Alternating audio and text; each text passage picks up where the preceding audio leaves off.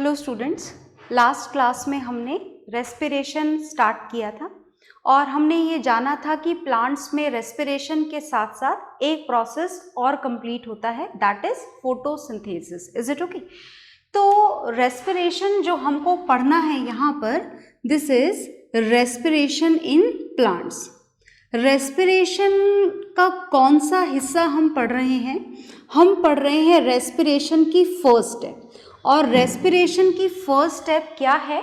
Respiration की first step है breathing. Is it okay? Second step that is cellular respiration that we have done earlier. Is it okay? तो हम जो शुरू करने जा रहे हैं वो है रेस्पिरेशन इन प्लांट्स।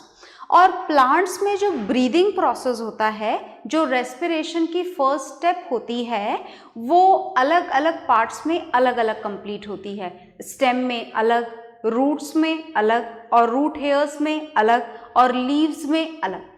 और इसका कारण क्या होता है वो मैंने आपको लास्ट क्लास में एक्सप्लेन कर दिया था कि प्लांट्स का जो सरफेस एरिया होता है वो उसके वॉल्यूम के कंपैरेटिवली बहुत ज़्यादा होता है। आ गई बात समझ में?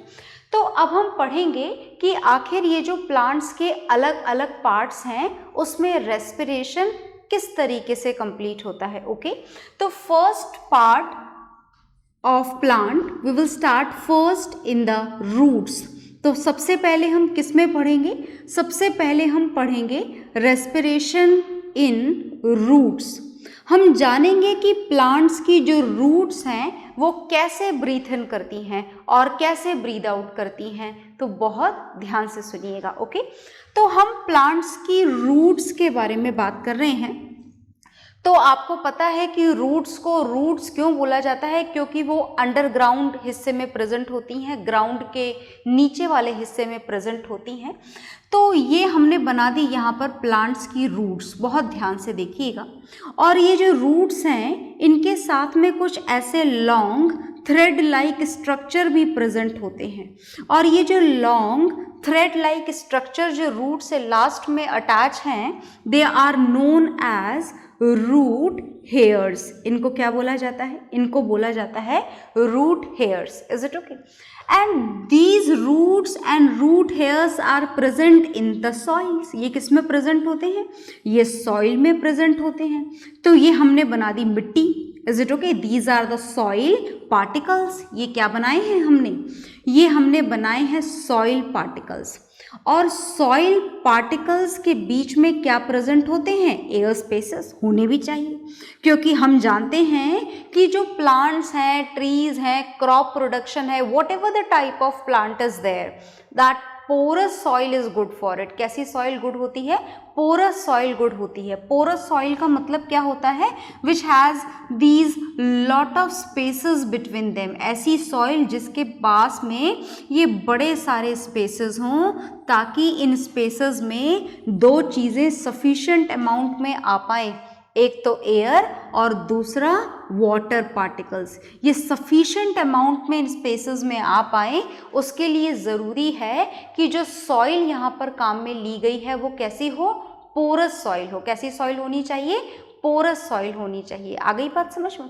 तो हमने मान लिया कि this is porous soil and a lot of air spaces are here, and in these spaces air particles are present, है ना। First we need oxygen gas, so definitely oxygen gas is present in these air spaces.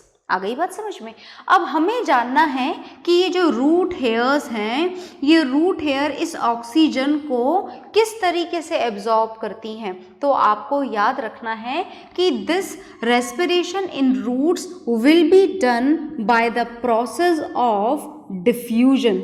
कौन से process से complete होता है ये complete होता है डिफ्यूजन प्रोसेस से। Is it okay?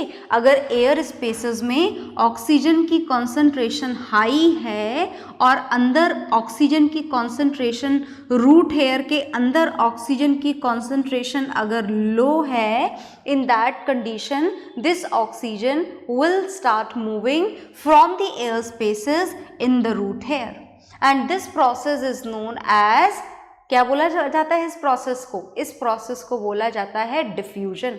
और इस डिफ्यूजन प्रोसेस से ये रूट हेयर्स इसको एब्जॉर्ब करके कहाँ पर ट्रांसपोर्ट कर देती हैं? रूट्स में ट्रांसपोर्ट कर देती हैं। Is it okay?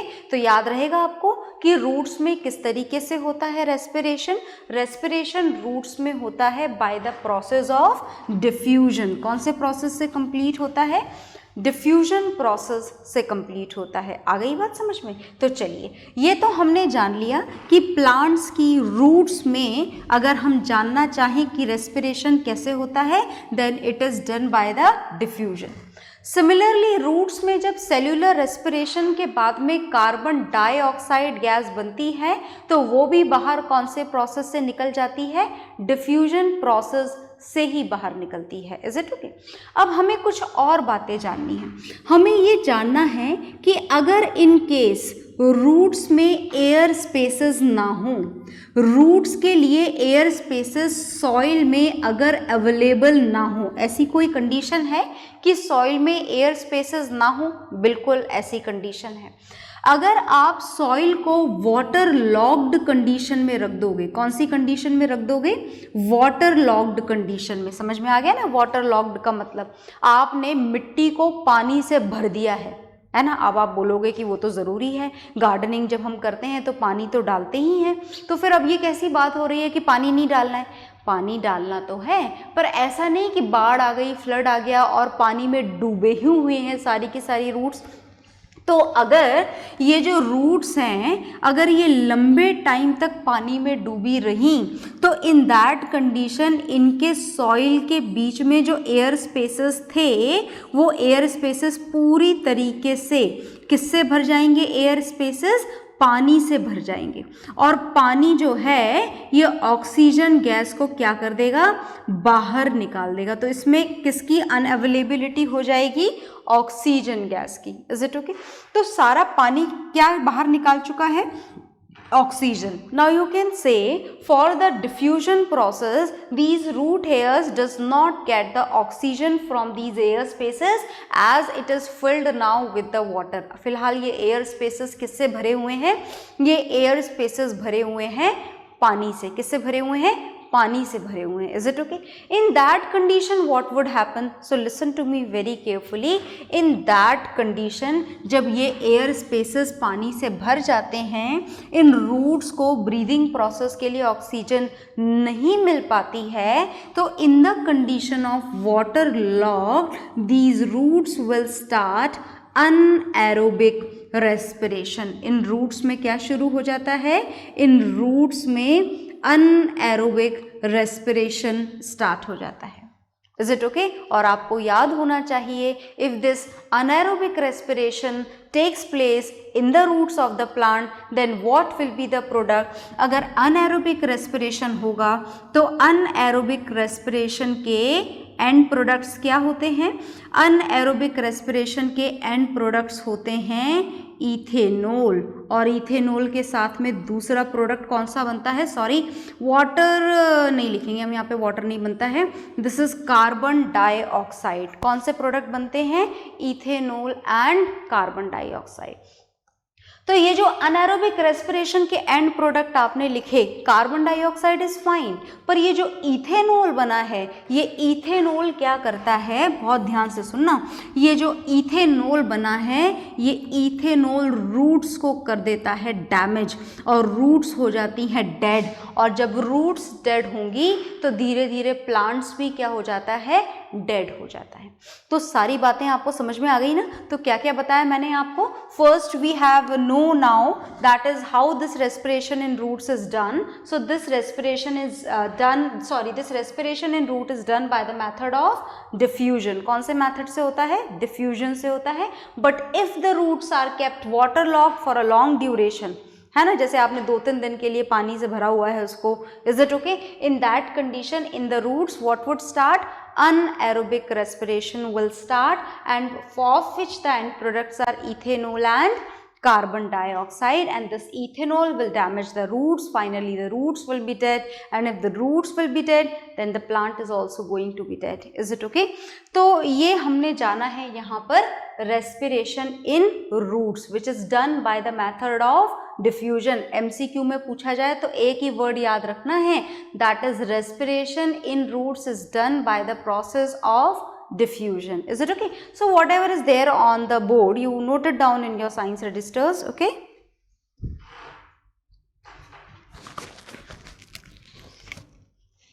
हाँ जी, तो आपने नोट डाउन कर लिया होगा।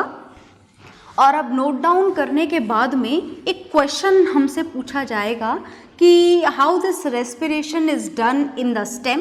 तो चलिए, respiration in roots is done and now will start with the respiration in stem. अब हम क्या जानेंगे? हम अब जानेंगे respiration in stems. Respiration in roots हम पढ़ चुके हैं और अब हम पढ़ने जा रहे हैं रेस्पिरेशन इन स्टेम। किस में पढ़ने जा रहे हैं हम? रेस्पिरेशन स्टेम में पढ़ने जा रहे हैं। तो जब हम रेस्पिरेशन स्टेम में पढ़ते हैं तो स्टेम देखो दो तरीके के होते हैं। एक तो होता है सॉफ्ट ग्रीन स्टेम। कैसा स्टेम होता है? सॉफ्ट ग्रीन स्टेम, है ना। ये जो सॉफ्ट होता है, या तो नया नया कोई प्लांट हो तो उसका स्टेम सॉफ्ट होता है, या फिर जो हर्बेशियस प्लांट्स होते हैं। कौन से प्लांट्स? हर्बेशियस जो प्लांट्स होते हैं, जो जड़ी बूटियों वाले प्लांट्स होते हैं, उनके भी स्टेम कैसे रहते हैं? सॉफ्ट और ग्रीन स्टेम्स रहते हैं, है ना। उनके स्टेम कौन से कलर के होते हैं? ग्रीन कलर के होते हैं, हल्के फुल्के से होते हैं, ज़्यादा मोटे नहीं होते हैं। Is it okay? But when we talk about the normal plants, normal tree की जब बात करते हैं तो उनका स्टेम कैसा होता है? उनका स्टेम होता है हार्ड वुडी स्टेम। कैसा स्टेम होता है इनका? Hard woody stem. Is it okay? Hard होता है, वुडी होता है। Is it okay? तो अब हमको ये जानना है कि आखिर सॉफ्ट ग्रीन स्टेम होगा या हार्ड वुडी स्टेम होगा। What ever the type of stem is, जो भी टाइप का स्टेम है। Is it okay? रेस्पिरेशन किस तरीके से होगा? सुनिएगा ध्यान से। When we want to know about the soft green stem, then in this soft green stem, some small pores are present on the stem, and these small pores are known as stomata, which are also present in the leaves, जो हम पहले ही पढ़ चुके हैं, है ना। तो जब सॉफ्ट ग्रीन स्टेम होता है तो छोटे छोटे पोर्स प्रेजेंट होते हैं, बिल्कुल वही लीव्स वाले, जिनका नाम क्या होता है? Stomata. So whatever the gaseous exchange are required, जितने भी गैशियस एक्सचेंज होते हैं, वैसे हमें यहाँ पर जितने भी गैशियस एक्सचेंज से मतलब नहीं है, हमें यहाँ पर सिर्फ किससे मतलब है? हमें यहाँ पर सिर्फ रेस्पिरेशन से मतलब है। Is it okay? तो जब बात रेस्पिरेशन की हो तो कौन सी गैस अंदर जाती है? भूले तो नहीं हो ना? कौन सी गैस अंदर जाएगी? Oxygen gas. कौन सी गैस बाहर आएगी? Carbon dioxide gas. So this gaseous exchange in this soft green stem will be done by the help of stomata. But when we talk about the hard woody stem, then this hard woody stem has the layer of bark on its surface. क्या present होता है इसकी outermost surface पर? इसकी outermost surface पर present होता है bark, और इस बार्क में बीच बीच में स्पेसेस प्रेजेंट होते हैं, पोर्स प्रेजेंट होते हैं। आप ध्यान से देखोगे तो ऐसे छोटे छोटे से पोर्स अलग से उभरे हुए आपको पेड़ पर दिखाई दे भी जाएंगे। Is it okay? And these pores which are present in the hard woody stem, a particular name is given to these pores. These pores are not at all known as only pores. In pores का एक नाम है, और जो इन pores का नाम है वो जरा ध्यान से सुनिएगा। इन pores का नाम है lenticels। क्या नाम है इन pores का? lenticels. Is it okay? So the respiration gaseous exchange in this hard woody stem will be done by the help of lenticels. कौन से प्रोसेस से होता है? lenticels से होता है। यहाँ से ऑक्सीजन गैस अंदर आती है और इन्हीं पोर में से कार्बन डाइऑक्साइड गैस बाहर आती है। Is it okay? So in this way respiration in stem in green plants is done. In the soft green stem it is done with a pore known as stomata. In the hard woody stem it is done with the another pore which is known as lenticels. Is it okay? So note it down in your registers, then we will know about the respiration in leaves. Okay.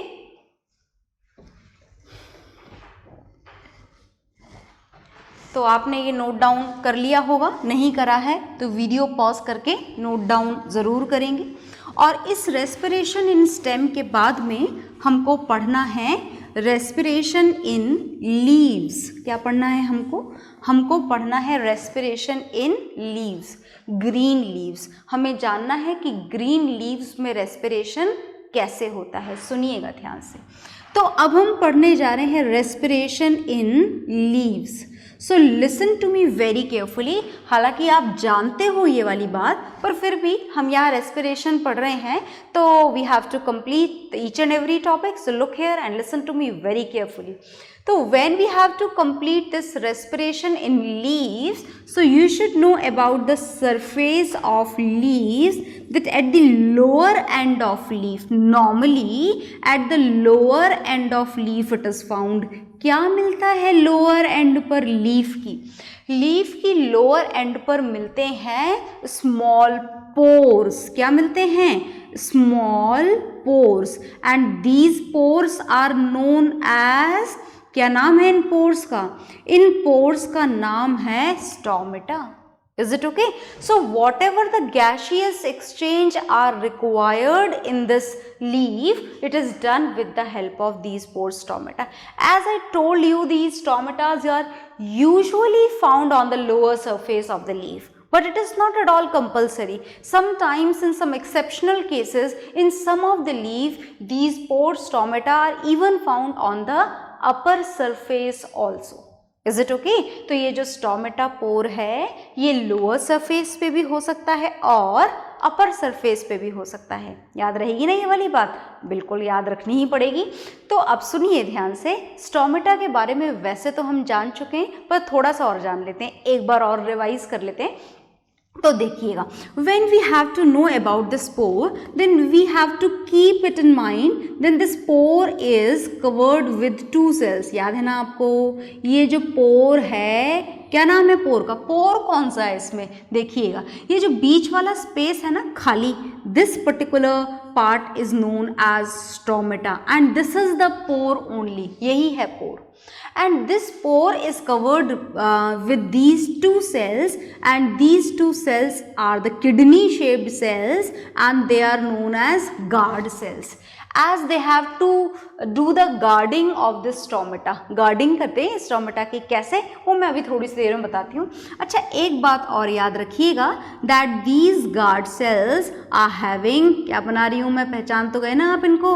ये जो बनाए जा रहे हैं, they are the chloroplast. क्या है ये chloroplast है। Okay, which are found in the guard cells. दिख रहे हैं ना आपको गार्ड सेल्स? और भूले तो नहीं हो ना क्लोरोप्लास्ट का मतलब? Chloroplast is a site of photosynthesis. जो फोटोसिंथेसिस की रिएक्शन होती है ना, फोटोसिंथेसिस की रिएक्शन, वो रिएक्शन कहाँ पर होती है? वो रिएक्शन इस क्लोरोप्लास्ट के अंदर होती है। आ गई बात समझ में? तो मैंने फिलहाल ये जो स्टोमेटा आपके सामने बनाया हुआ है, दिस इज ओपन स्टोमेटा। ये ओपन है stomata, it is open. That means the gaseous exchange can take place through this stomata. Oxygen may enter, carbon dioxide may come out. Whatever the gaseous exchange are there, that can be done with the help of this open stomata. ये कभी बंद भी हो जाता है क्या? बिल्कुल बंद हो जाता है। पानी की कमी में ये पोर बंद हो जाता है। ये किडनी गार्ड शेप्ड जो सेल्स हैं वो ऐसे सूख जाती हैं, स्ट्रेट हो जाती हैं, और उस कंडीशन में ये आपका स्टोमेटा क्या हो जाता है? क्लोज्ड। तो ये जो पिक्चर मैंने बनाई है आपके सामने, this is of closed stomata. ये किसकी पिक्चर है? ये क्लोज्ड स्टोमेटा की पिक्चर है। याद रहेगा? तो जब पानी सफिशिएंट कंडीशन में होता है प्लांट के लिए available, then the stomata is open. पानी सफिशिएंट नहीं है, कम है, या डेजर्ट प्लांट है, इन दैट कंडीशन ये गार्ड सेल ऐसी सीधी हो जाती हैं और जो स्टोमेटा है वो कैसा हो जाता है? बंद हो जाता है। Is it okay? तो when sufficient water is there, okay, पानी आपने सफिशिएंट दे रखा है तो ये गार्ड सेल ऐसे स्वेल हो जाती हैं और उसकी वजह से पोर खुल जाता है। In this condition these guard cells are known as turgid, turgidity आ चुकी है इनके अंदर। And when they become in this position, shrink हो जाती हैं, जब बंद कर देती हैं स्टोमेटा को, in that condition these guard cells are known as flaccid cells. क्या बोला जाता है इनको? फ्लैसिड सेल्स बोला जाता है। Is it okay? So finally with this method respiration in leaves as well as respiration in plants is done. And now will start with the respiration in animals. और आप ये नोट डाउन कर लीजिए, then will start with the respiration in animals. और सुनिएगा ध्यान से, this open stomata, this closed stomata, this is chloroplast and this is a site of photosynthesis. These are the guard sales and when they swell up they are known as turgid and when they shrink they are known as flaccid. Write down each and everything in your science registers. Is it okay? Make your own notes also. Okay, so note it down.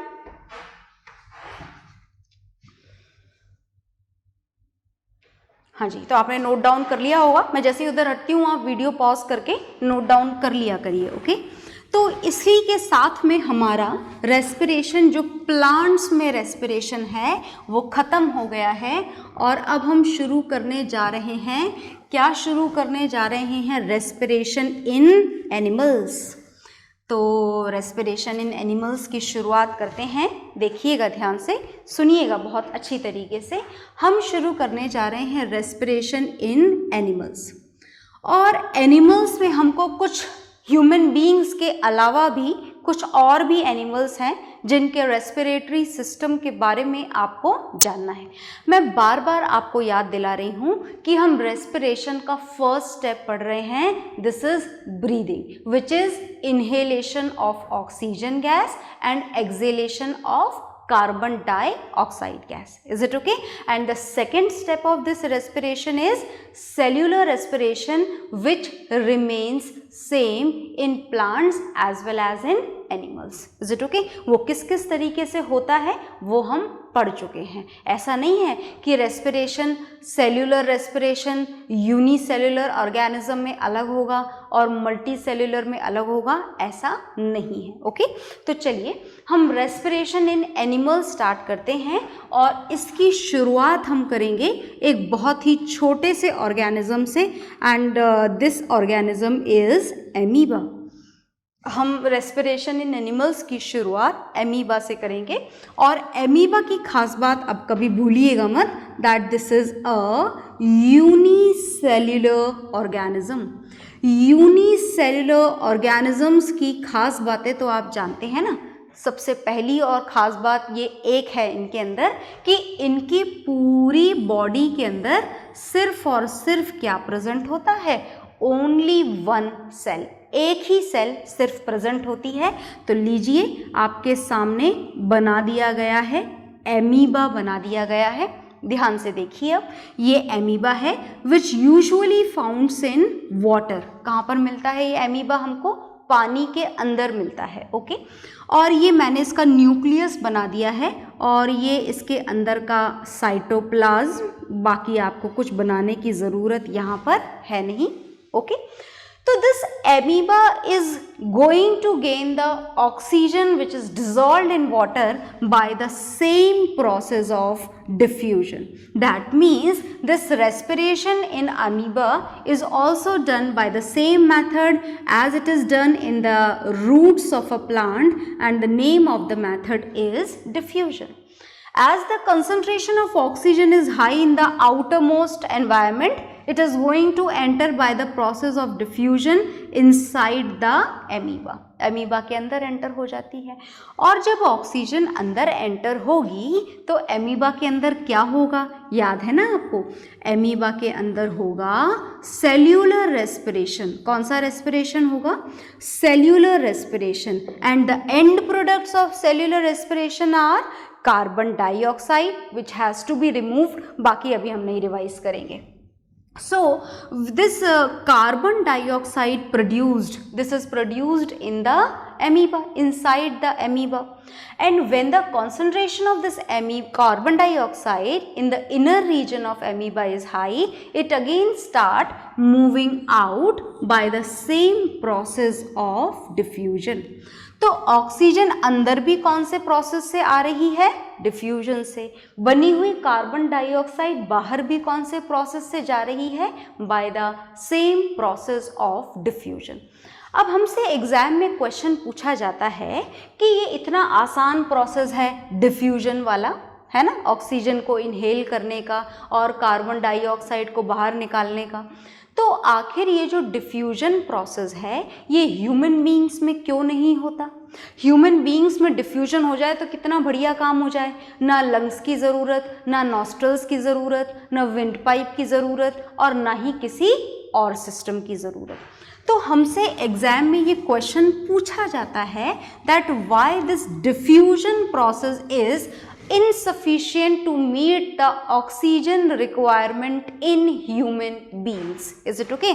तो ये आपकी NCERT book का भी question है, तो मैं answer आपको बता रही हूँ, बाकी आप अपने ओन वर्ड्स में उसे फ्रेम कर लीजिएगा।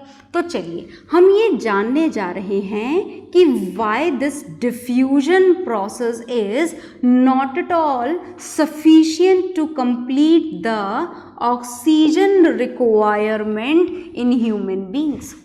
तो सुनिए ध्यान से, जो हमारी बॉडी है, not only of the human body, सिर्फ बात ह्यूमन बॉडी की नहीं है यहाँ पर, ह्यूमन बॉडी जैसी और भी बॉडीज़ हैं, जैसे आप बात कर सकते हैं डॉग की, कैट की, एलिफेंट्स की, they all are involve in the same category, they all are not at all able to perform the breathing process by the process of diffusion.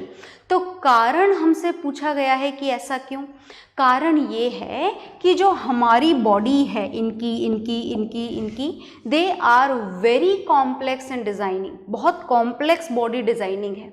अगर हम स्किन से ऑक्सीजन को ब्रीद इन करना diffusion process से शुरू कर दें तो हमारी एक एक सेल तक ऑक्सीजन पहुंचने में मिनट्स और आवर्स नहीं, डेज भी नहीं और मंथ भी नहीं, ईयर्स लग जाते हैं, मतलब सालों लग जाएंगे ऑक्सीजन के एक मॉलिक्यूल को आपकी एक एक सेल तक पहुंचने में।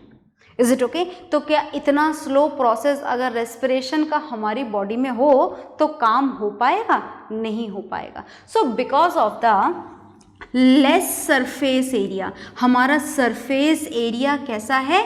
कम। प्लांट्स का कैसा होता है? बहुत ज़्यादा।